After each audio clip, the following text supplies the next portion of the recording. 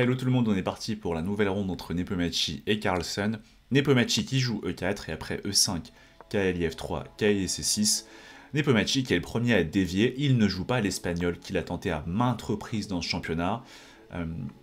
Sans grand succès à vrai dire, et il continue avec fou C4, il dévie pour l'italienne.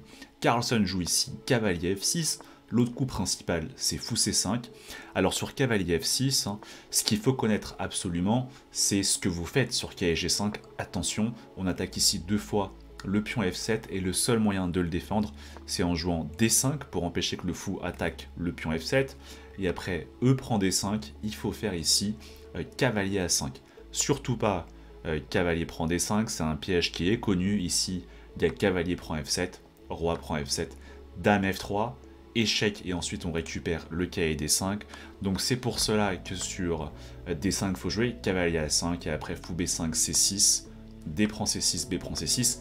C'est une ligne très risquée où les noirs sacrifient un pion pour l'activité des pièces. Faut connaître si jamais vous jouez cavalier F6 comme Carlsen. Nepomuk qui n'a pas tenté cavalier G5 et qui a joué tranquillement D3, Giuco piano, l'italienne plutôt tranquille pour défendre le pion E4. Alors il y a un autre coup qu'il faut connaître, c'est cavalier C3, ça défend aussi le pion E4, mais c'est pas un super coup pour deux raisons. Souvent dans l'italienne, les blancs vont préparer la poussée D4 et on a besoin d'un pion C3 pour venir soutenir la poussée D4. Et enfin, deuxième raison, c'est qu'il y a une raison tactique qui fait que cavalier C3 n'est pas génial. Ici, il y a cavalier prend E4 qui est assez fort. Et sur cavalier prend E4, vous pensez gagner une pièce, mais il y a D5 qui permet de récupérer la pièce. Et ensuite, les noirs qui ont plus de pions au centre et un développement relativement aisé. Si ça vous intéresse, cette ligne, j'ai fait une vidéo très récemment dessus. Je vous mets le petit lien au-dessus si vous voulez creuser. Du coup, Nepomuk qui a fait plutôt D3. Et Carlsen continue avec fou C5, donc logique. D'abord il sort le fou et uniquement après il joue D6, comme ça il n'a pas de fou en F8 qui est enfermé. Nepomuk continue avec C3, donc comme je vous l'ai dit, dans l'italienne, on laisse la case C3 pour un pion, comme ça après ça va faciliter la poussée D4 du second pion dans le centre. Carlsen joue D6, et ici petit roc qui met son roi en sécurité, et ça continue avec A5. Alors, pendant très longtemps dans l'italienne, on a souvent joué par réflexe A6. Alors, pourquoi A6, pourquoi A5 A6, il y a plusieurs raisons. Souvent, le fou C5 se fait attaquer par du B4, par du D4, et donc c'est très utile d'avoir une case de repli en A7 pour le fou C5. Et ensuite, souvent, on a des idées de cavalier A5 pour gagner la paire de fous avec les noirs, sauf que souvent les blancs pourront fuir via B5 et ensuite aller en A4 et en C2 et on va pas réussir à gagner la paire de fous. Donc souvent A6 est aussi utile pour ça parce que du coup on va menacer ensuite cavalier A5 et par exemple H3 cavalier A5, tout d'un coup le fou n'a plus la case B5, s'il vient en B3 il se fait quand même manger finalement les noirs qui gagnent la paire de fous. Donc ça c'est l'idée derrière A6. Mais plus récemment à la mode on voit A5 qui émerge. Alors c'est aussi une façon de donner la case de fuite pour le fou. L'autre avantage de A5, c'est que ça peut empêcher aussi davantage les prises d'espace des blancs à l'aile dame avec B4. Un inconvénient par contre de A5, c'est que ça crée un léger trou quand même en B5. Une case du coup que les blancs peuvent occuper avec un fou ou un cavalier par la suite. Ce qui n'aurait pas été possible si le pion avait été en A6. Ok, après A5, Nepomuk qui continue avec tour E1, un coup assez classique dans l'italienne, on vient soutenir le pion E4, Souvent quand on va pousser D4 dans l'italienne, le problème c'est que le pion E4 est assez faible, donc on a besoin de venir le soutenir en avance, et puis aussi ça libère la case F1, ce qui peut sembler pas nécessaire, mais en fait souvent le cavalier B1 va aller en D2, puis en F1, puis en G3, en G3, c'est une très belle case pour lui, il est proche de la case F5 qui peut être intéressante pour des attaques, et aussi en G3, il va venir soutenir le pion E4, ce qui va aider à la poussée D4. C'est un plan très thématique dans l'italienne, j'ai aussi fait une vidéo sur ce plan très important, cavalier D2, tour E1, cavalier F1, cavalier G3, je vous mets le lien si ça vous intéresse. Ok, Carlsen qui continue avec fou A7, alors ça peut sembler étrange, son idée en fait c'est de reculer le fou parce qu'en général, quand les blancs vont pousser D4, ils vont gagner un tempo sur le fou C5. Donc en le reculant d'avance, ça permet d'avoir plus de flexibilité quand les blancs vont pousser ici D4. Un coup qui était intéressant et qui peut sembler assez logique, très thématique dans les italiennes et les espagnoles, ici c'est cavalier G4, hein, d'autant plus que la tour est partie en E1, mais ici c'est un mauvais coup. Alors certes, on attaque deux fois le pion F2, mais après le coup tour E2, ici petit roc, et en fait le cavalier est très instable en G4, on fait H3, le cavalier est obligé de repartir, et tout de suite déjà, on a la poussée du second pion au centre ici, l'ordinateur qui donne déjà un bon avantage pour les blancs. Donc après fou A7, Nepomuk qui continue avec cavalier A3. Alors c'est très intéressant ici, on a deux choix pour le cavalier, soit D2, soit A3. Il y a des avantages et des inconvénients à chacun des coups. Si on fait cavalier BD2, alors l'inconvénient c'est que vous voyez le fou C1 est bloqué. Et des fois du coup, on aimerait le sortir mais on peut pas avec un cavalier en D2. Du coup c'est pour ça que en général, cavalier A3 peut être utile parce que justement le fou garde la flexibilité de sortir.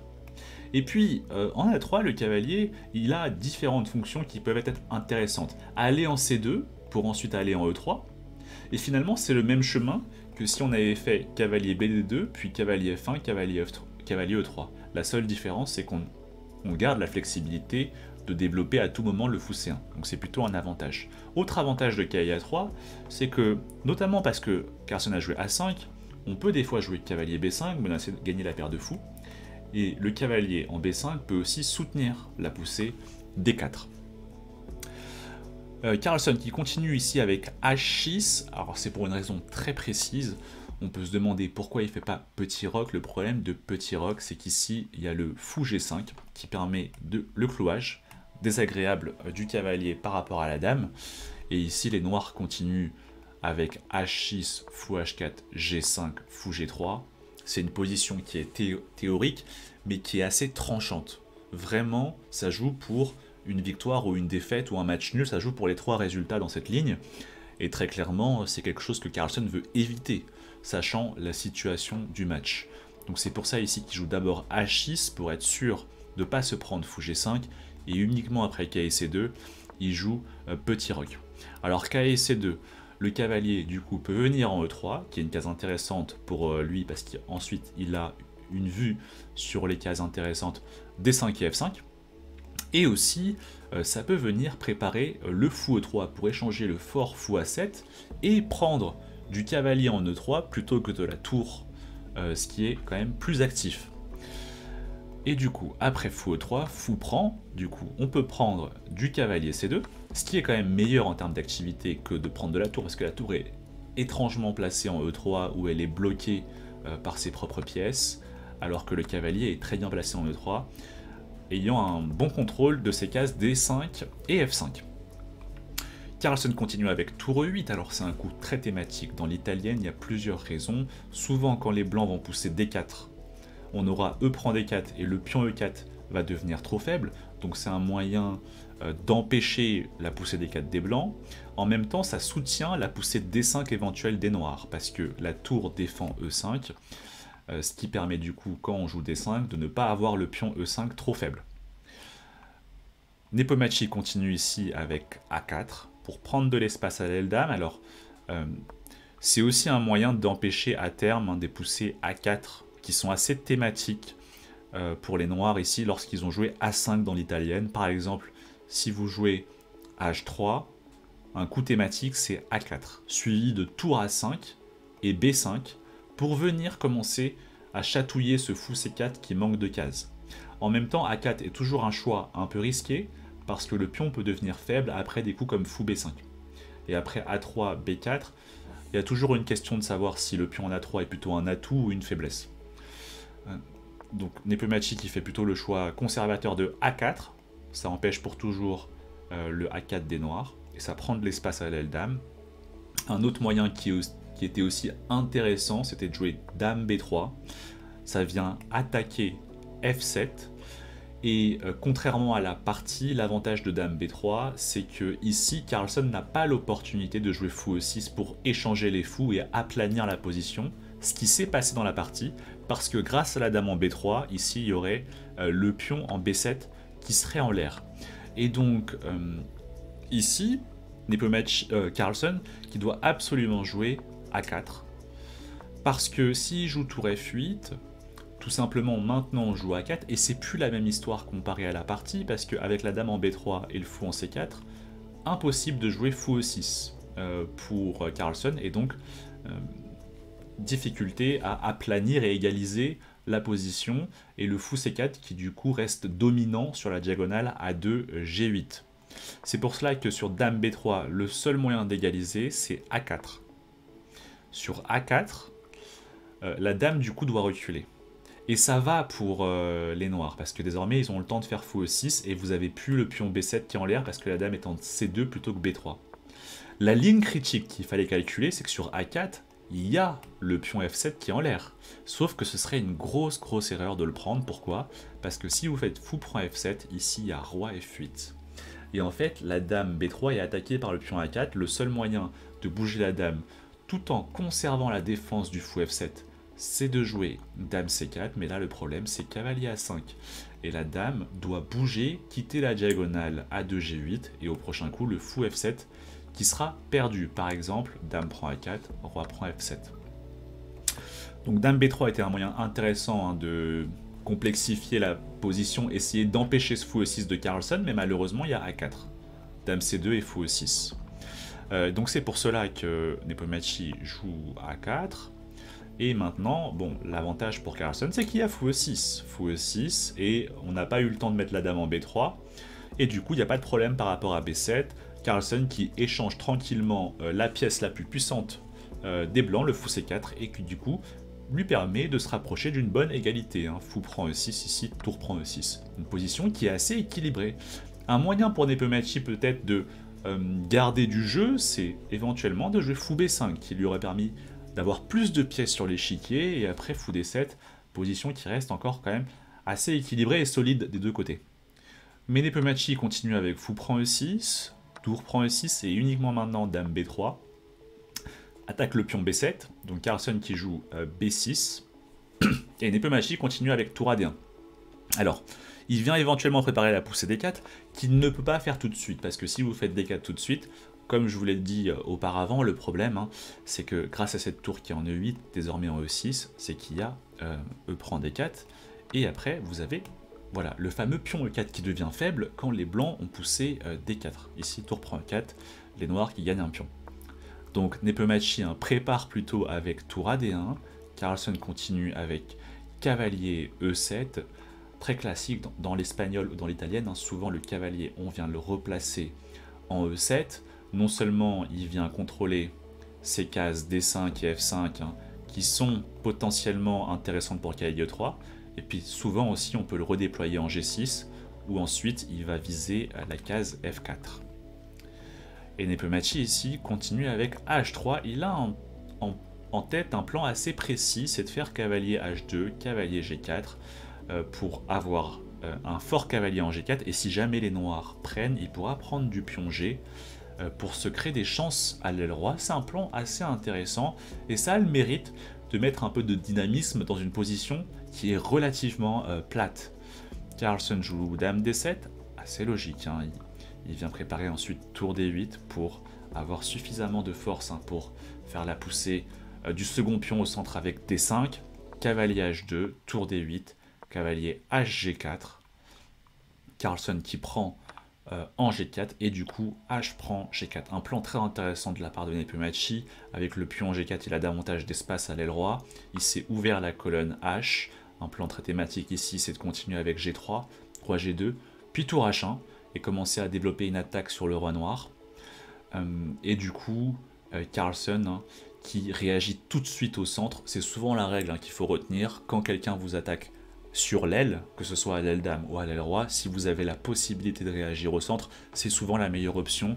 Donc il le fait tout de suite avec D5. Si par exemple vous jouez trop lentement avec cavalier G6, il peut y avoir du G3, roi G2, tour H1, et finalement les blancs qui développent une initiative à l'aile roi.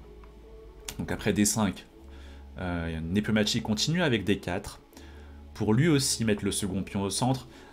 Le risque, c'est qu'à terme, si Nepomuk ne fait rien, il va se prendre lui-même un coup comme D4, par exemple s'il fait G3, D4, et c'est finalement les noirs qui vont commencer à avoir plus d'espace, grâce à leurs 2 pions au centre, et commencer à pousser.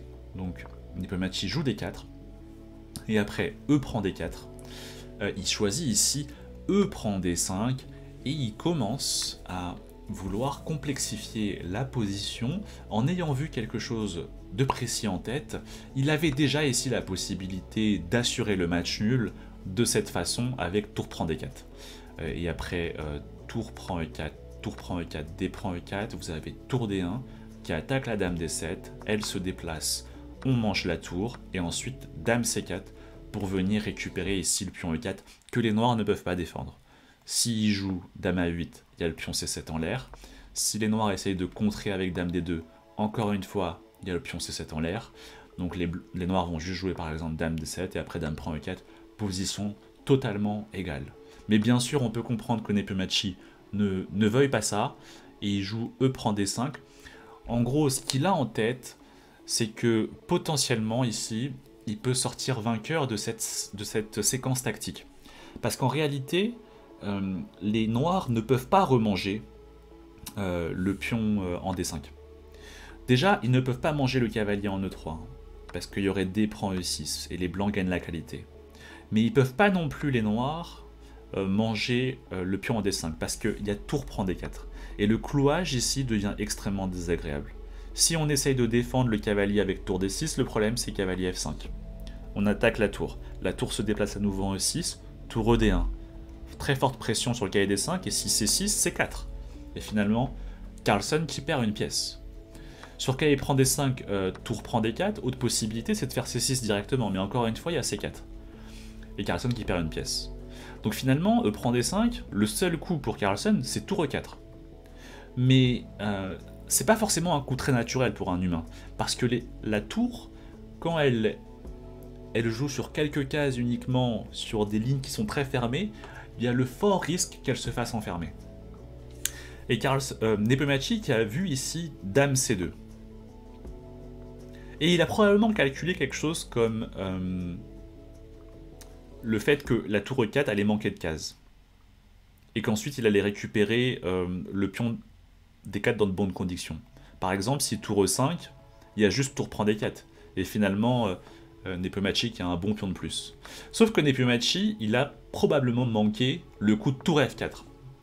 Ce qui a été souligné par Caruana lors de son live. Et c'est vrai que tour F4, c'est un coup qui est pas très humain, parce qu'on n'a pas l'habitude de mettre une tour ici, alors que toutes les lignes sont fermées. Parce que le risque de mettre une tour ici, c'est qu'elle se fasse enfermer. Mais Carlsen qui a vu que l'exception ici marchait. La tour en F4, en réalité, elle est bien placée. Alors pourquoi c'est si important que ça d'avoir une tour en F4?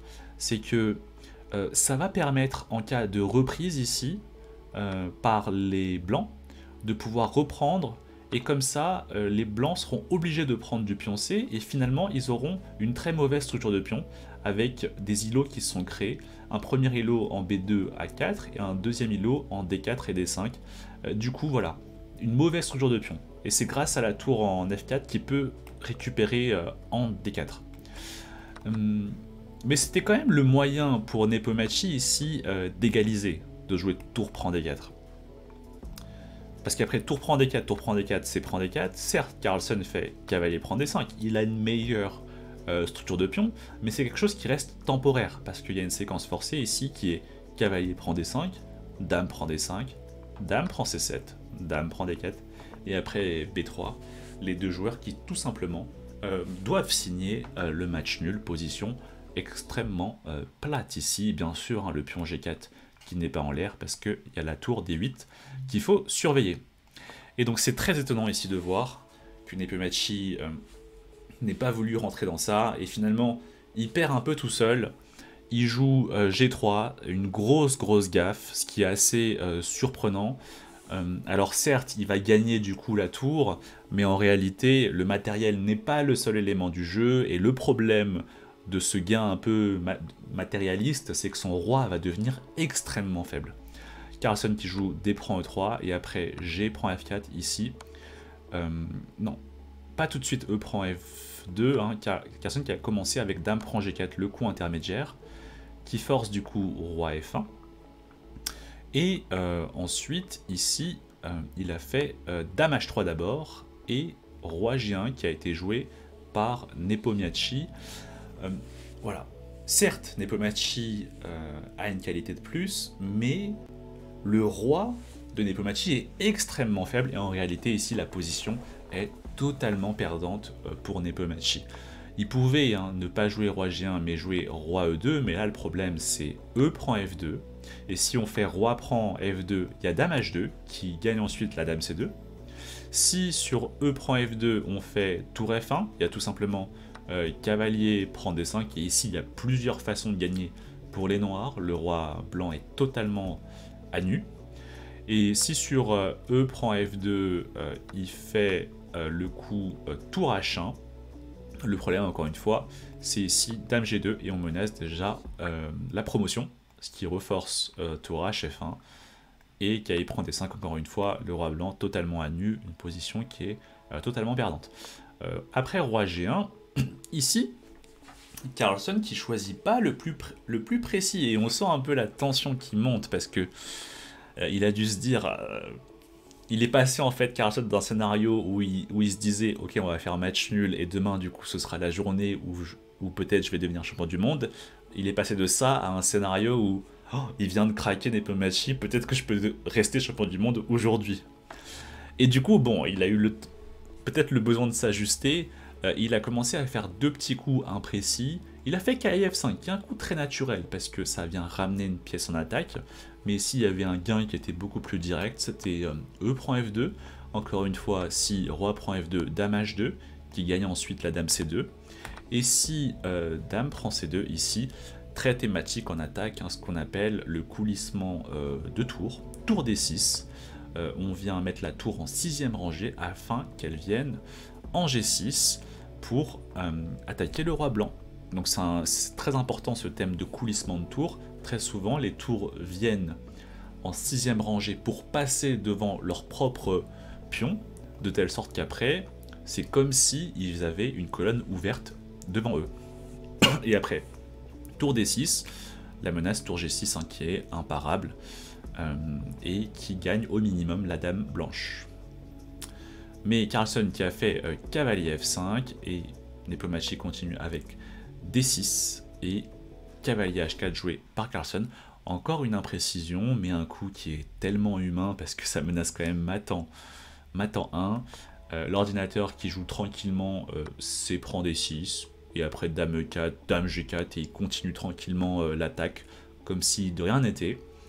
Mais bon, c'est pas facile pour un humain de forcément comprendre qu'il n'est pas pressé alors même qu'il a du matériel en moins. Donc Carlsen a fait cavalier H4. F prend E3 joué par Nepomniachtchi pour parer la menace de mat. Dame G3, Roi F1. Alors sur Roi H1, il y aurait eu tout simplement cavalier F3 et les blancs sont totalement paralysés. On attaque ici la tour E1 et si par exemple on la déplace en F1, vous avez Dame H3 qui force Dame H2 et Dame prend H2, échec et mat. Et après Roi F1, du coup Carlsen qui continue avec cavalier F3.